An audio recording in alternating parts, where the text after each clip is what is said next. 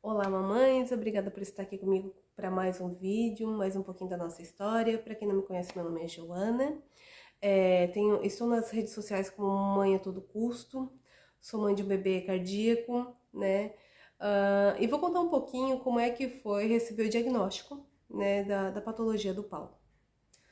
Certo. Foi feito aquele ultrassom ecofetal com 30 semanas. A médica simplesmente começou a conversar, né, bem gentilmente, dizer que os bebezinhos que tinham frio no coração, o famoso sopro inocente, pode fechar até os 2 anos, e explicando as coisas assim, ué, será que ela estava dando exemplo de mães que tem com bebê com sopro? Por que ela tá falando isso, né? E continuam a falar, e eu tava nem aí, eu tava contente que eu tava vendo o coração do meu filho ali no sistema ali, e eu tava feliz da vida. Ela assim, mas mãe, quando o bebê nascer, nós vamos acompanhar e vamos ver se precisa fazer alguma correção. Eu assim, correção, daí aonde caiu a ficha. Daí normalmente em todas as consultas e exames eu sempre ia acompanhada com a mãe ou com o meu esposo, né? E nesse dia eu resolvi ir sozinha. Aquele barrigão, eu acho que era 30 semanas ou 32 semanas no máximo.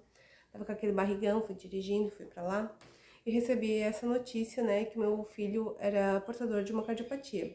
Só que até então era um sopro. Agora, que tipo de sopro, nada foi dito, certo? Então, o que aconteceu? Eu lembro até hoje que para vir para casa eu não lembro a rota que eu fiz. São 3 rotas para chegar aqui em casa. Eu não lembro qual que foi feita, certo? Lembro de chorar muito, de ficar com medo, de não saber o que fazer. Lembro de... Ai, gente, chorar muito. Eu acho que toda mãe, quando recebe essa notícia, abala muito a mãe, né?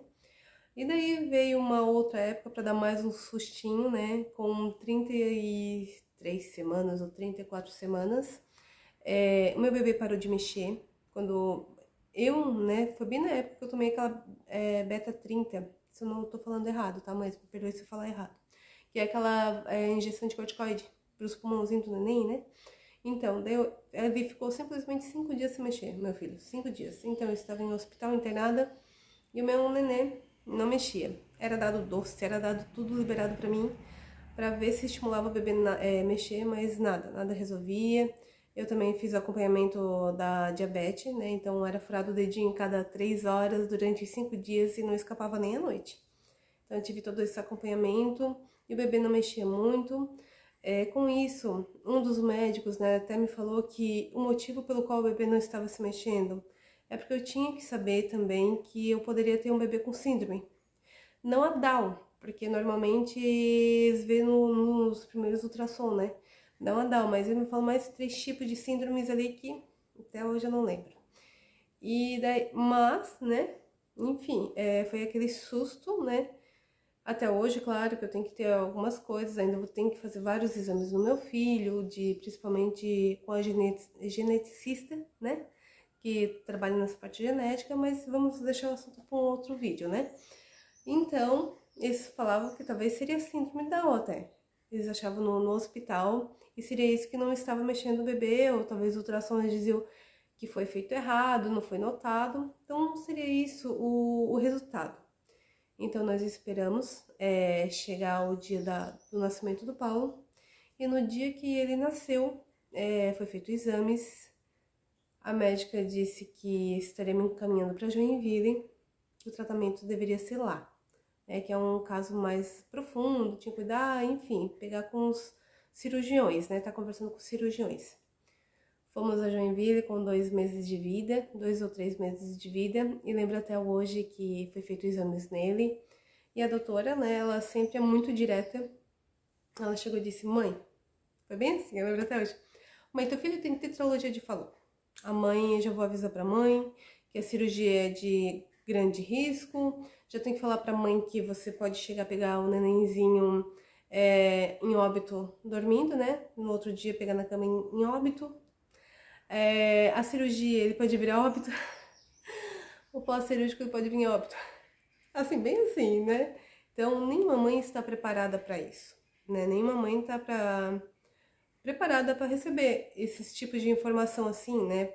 Sem rodeio, sem nada. Chegar e falar na tua cara, mãe, assim, assim, assim. Então, para mim foi um choque muito grande, né? Hoje eu gosto muito dessa doutora, porque ela é sempre muito direta, ela o que tem que falar, ela fala na hora ali pra ti e deu.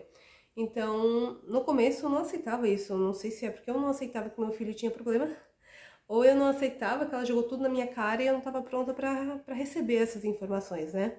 Então, hoje, né, talvez seja esse o motivo pelo qual eu tenho tanto cuidado, zelo tanto pela saúde do meu filho e, e estamos até aí, estou aguardando cirurgia, já faz uns 20 dias que estou para ser chamada, eu não, né, meu filho está para ser chamado para cirurgia e não estamos, então estamos em casa, estamos de quarentena para evitar qualquer gripe, qualquer bactéria que venha talvez atrapalhar a cirurgia, né? Mas foi assim, o primeiro choque. Eu agradeço a todas que estão aqui nos vendo, né? E curta, compartilha, né? Se você gostou desse conteúdo, vou fazer um outro próximo vídeo falando um pouquinho mais sobre o que nós passamos.